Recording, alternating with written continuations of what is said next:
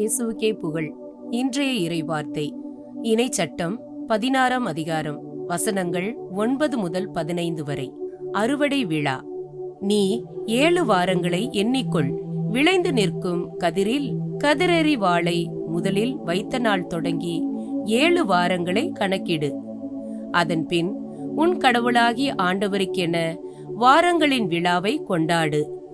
அவர் உனக்கு ஆசி வழங்குவதற்கேற்ப உன் கைகளால் அவருக்கு தன்னார்வ காணிக்கைகளை செலுத்து. உன் கடவுளாகிய ஆண்டவர் தம் பெயர் விளங்குமாறு தெரிந்தெடுக்கும் இடத்தில் நீயும் உன் புதல்வர் புதல்வியரும் உன் ஆண் ஊழியர்களும் பெண் ஊழியர்களும் உன் நகரில் உள்ள லேவியனும் அந்நியனும் அனாதைகளும் கைம்பெண்களும் உங்கள் கடவுளாகிய ஆண்டவர் திருமுன் மகிழ்வார்களாக. நீ எகிப்தில் அடிமையாய் இருந்தாய் என்பதை நினைவில் இருத்தி இந்த முறைமைகளை கடைபிடிப்பதில் கருத்தாயிரு.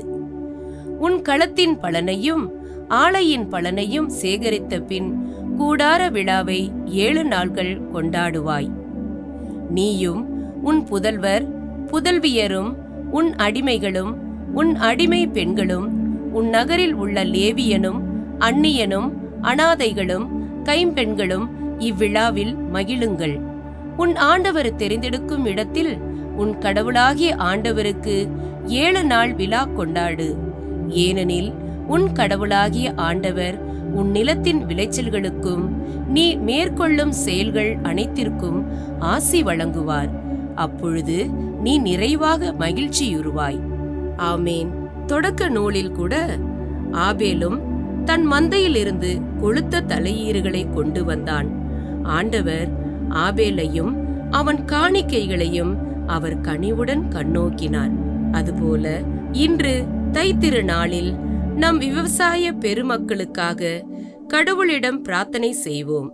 அவர்கள் சேற்றில் இறங்கினால்தான் நமக்கு சோறு கிடைக்கும்.